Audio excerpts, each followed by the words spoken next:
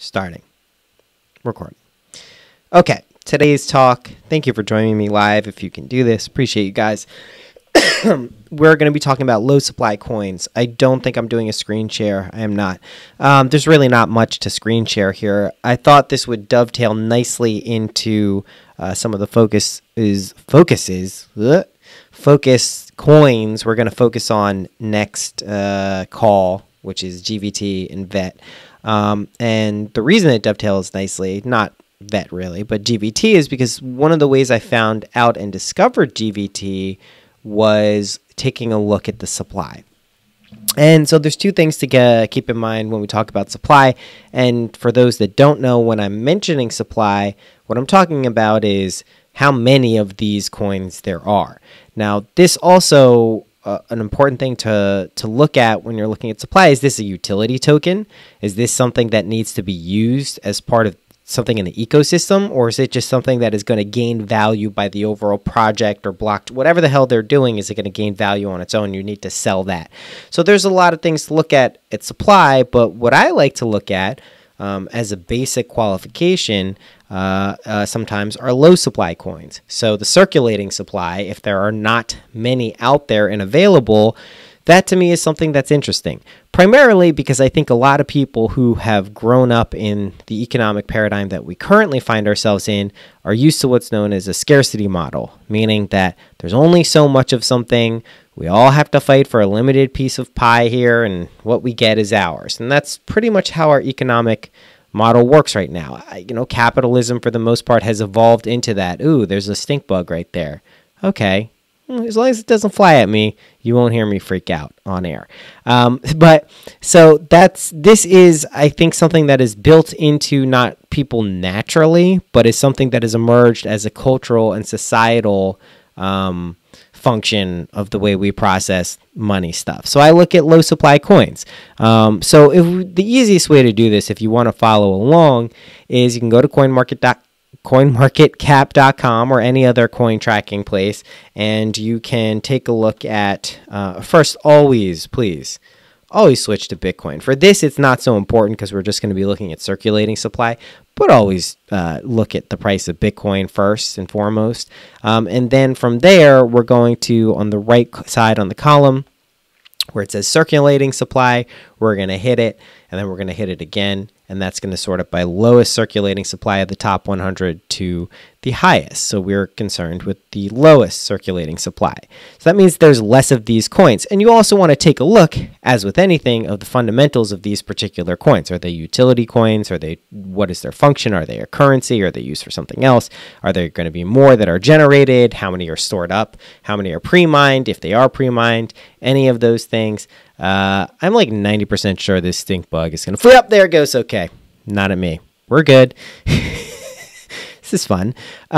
So we want to look at the supply again of these coins. So let's take a look at some of the coins that are on the list there. If we're looking at the top 100 in terms of lowest circulating supply, we see Maker, which is a very interesting project, which I will probably cover. You can see there's only 618,000 of these. So you would reasonably assume that the price of these, and we can see it's 0.09 Bitcoin, is pretty high, right? There's not a lot of them. And for the most part, coins with a very low supply will have higher prices.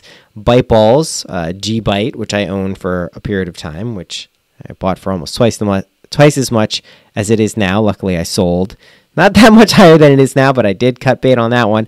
Also, very low circulating supply, 645,000. Now, it's not guaranteed that these things are going to go up, but I do think if it's a quality project, you like the fundamentals, you like kind of the entry point you can get, you think it's promising, it's worthwhile taking a look at some low supply coins. So Veritasium, don't touch. The centralized scam as far as I'm concerned. Maybe the price goes up continuously, but I don't care about that. So, and then if you keep going down, Zcash, one I enjoy very much. It's been a bit of a downtrend, but Genesis Vision, we see our friend who's just cracked the top 100. So it's at 98. So I found Genesis Vision, I want to say early December, pretty early, like first week of December. I was like, I totally missed there was an ICO for it. They burned a lot of coins because they didn't hit their goal, which is very admirable and a very ethical thing to do rather than just keeping them for themselves. So there's a very low circulating supply of 3.7 million. I believe there's 5 million total, but 3.7 million circulating supply. And I'm not going to do a whole GVT spiel and shill on this one. That'll be for the next call. But that's what initially attracted me to Genesis Vision. So that's why I like to sort by low supply. I say, hey, if this is a good project and it's a reasonable price, it's 0.00, it's 390,000, almost 400,000 Satoshi right now for Genesis Vision. If it's a reasonable price, there's a low supply. I like the fundamentals. I like what the chart is saying. I take a look at it. And I think that's a good way. And you don't have to look at the top 100. You don't even have to use CoinMarketCap. You could find this anywhere from a reputable source, on Twitter, from someone in the server, whatever it is.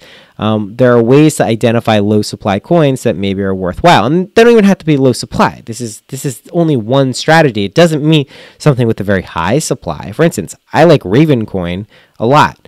There's going to be a very high supply of Raven Coin. So it's not that you have to have, but I like. One of the early reasons that I put some money towards Bitcoin is because I like the deflationary aspect of the currency, that there would only ever be 21 million of them, and it would get harder to mine and get them as time went on. I thought that was a very clever idea, and I think it does kind of build in this kind of exclusivity social order thing that for whatever reason has seemingly evolved in our cultural consciousness that people still respond to. So, it's like if someone says, you have 10 days to, you said they only stink when you smush them. Yeah, I know. I don't want to smush these stink bugs.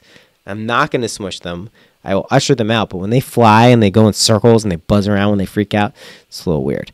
But yeah, so basically low supply coins are a decent indicator for at least capturing your attention. That's how I found GVT. Now, obviously, all of this stuff, there's not a hack. There's not like, hey, they're low supply, therefore the price is going to go up and it's going to get more popular. So one of the coins that made the list this month is Denarius, which I love. It just sounds like a black dude. It's just a funny name.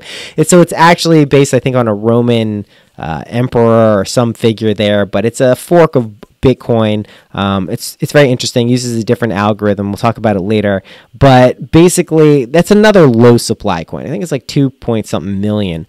It's an interesting indicator for what you should. Yeah, no, that's Daenerys, not Denarius.